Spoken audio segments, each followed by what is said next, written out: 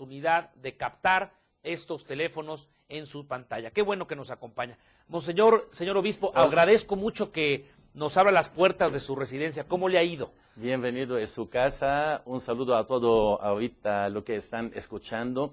La verdad, voy a mandar un mensaje primero con saludo a todos los devotos, primero a la Virgen de Guadalupe, como no solamente los mexicanos son devotos a la Virgen de Guadalupe, también todos los libaneses son guadalupanos, como en el mismo tiempo son chabelitas, si vamos a decir eso. Gracias a Dios, es muy bien y gracias por venir, por hacer esta entrevista. Señor obispo, yo quisiera iniciar desde la raíz.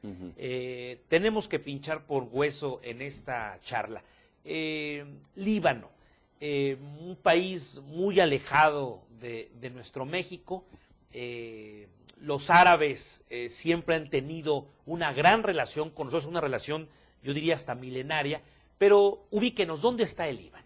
Mira, Líbano es un país chiquito de 10.500 kilómetros cuadrados en el Medio Oriente, en el mar Mediterráneo.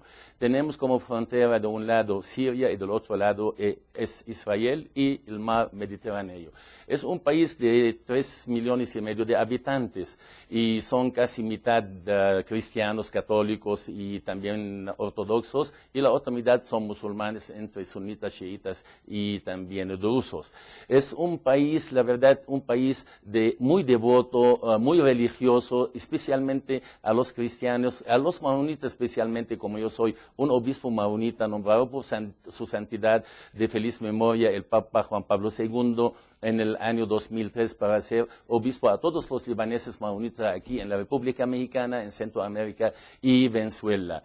Los libaneses, especialmente los maonitas, la mayoría de ellos viven en las montañas, porque antes esas montañas eran un refugio natural para la devoción, para la libertad, para mantener su fe en Dios, para vivir con su patriarca, los obispos, los sacerdotes, y aquí estamos ubicados en esta zona. ¿Por qué hay una gran relación de México con los árabes? Hay que recordar que somos una combinación de moriscos y españoles. Así es. Todos conocemos lo que pasó en el descubrimiento del Nuevo Mundo. Pero ¿por qué esta gran relación? ¿Por qué escogió el Líbano, México, para darle refugio a su gente? Mira, voy a decir un poquito de historia. La inmigración libanesa, la verdad, regresa más o menos al año 1850. Líbano estaba bajo la ocupación de los otomanes, turcos. Y allá los otomanes turcos venían muchas veces a las montañas y a los pueblos cristianos, maonitas en general, para llevar a los jóvenes para ir a la guerra santa de los musulmanes contra Europa de un lado, contra España del otro lado. Por eso muchos de los jóvenes ya tenían miedo, no quieren ir a esta guerra contra los países europeos. Muchos de ellos estaban saliendo del Líbano por conservar su relación con Dios, su fe en Dios y también su creencia, su tradición, su libertad religiosa. Muchos de esos jóvenes salieron a los 11, 12 años, 18 años, 20 años y salieron a todo lado del mundo. Muchos de ellos llegaron a Veracruz, como es un puerto muy importante aquí en la República Mexicana.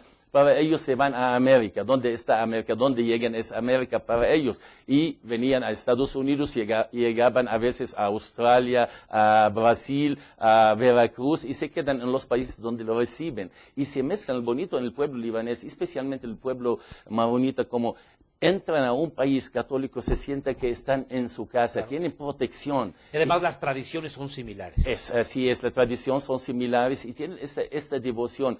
Yo veo que todos los maronitas aquí son muy devotos a la Virgen de Guadalupe y cada año nosotros hacemos una peregrinación especial con las damas maronitas, las damas de San Charbel, la Fundación de San Charbel, la Unión Maronita y todos los libaneses, una peregrinación muy bonita en el primer sábado de octubre de cada año a la Virgen de Guadalupe. Yo cuando platico con los refugiados españoles, cuando llegan aquí en los finales de los años 40 por la guerra civil, siempre comento, subrayo con fluorescente amarillo, que llegó lo mejor de España.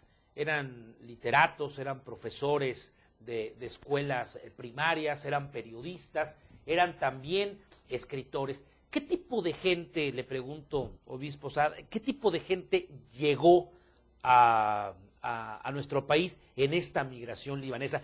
Hablemos de las primeras de 1850. Bueno, vamos a separar la inmigración libanesa en 2 o 3 etapas. Sí. La primera que salieron, como estaba diciendo antes, tenían miedo de la ocupación de los otomanes, de llevarlo, tenían miedo también de perder a su fe católica cristiana, porque el Líbano y los maonitas es un refugio natural Líbano para los maonitas en las montañas, donde los otomanes no podían ni subir, ni antes los que ocupaban en Líbano. La mayoría de ellos, la verdad, no tenían, como se llama, no están muy cultos, pero la mayoría de ellos tenían la fe, la profesión, eran hombres trabajadores en la tierra, trabajando con su pueblo, con su comunidad, con la sociedad, ayudaban a la gente, pero salieron de esa condición humana que ya no pueden conservar, ya no pueden vivir, no solamente para la libertad religiosa, también por los impuestos que el gobierno de Turquía que estaba poniendo sobre los pueblos, hasta llegó un momento ya no pueden ni pagar nada.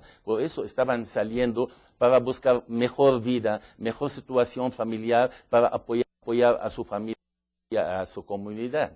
Ahora, y es la sí, primera etapa. La primera etapa de la migración. La segunda etapa yo lo calculo que es después de la Primera Guerra Mundial. Y tú sabes, empezó, como se llama, muchas cosas feas en Líbano, en todo el Medio Oriente, la ocupación de los otomanos. Pero cuando salieron los otomanos después de la Primera Guerra Mundial, vinieron los franceses. Y los franceses que ocuparon Líbano desde 1918 hasta 1943, salieron del Líbano con la independencia del Líbano.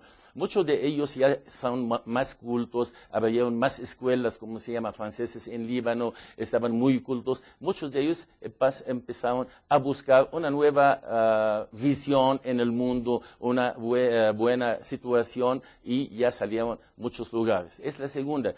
Y la tercera, el más importante, donde salieron todos los profesionistas libaneses, es después la guerra del 1975, la guerra, podemos decir, entre los hermanos en Líbano. Pero es una guerra que viene de fuera, no de los libanos.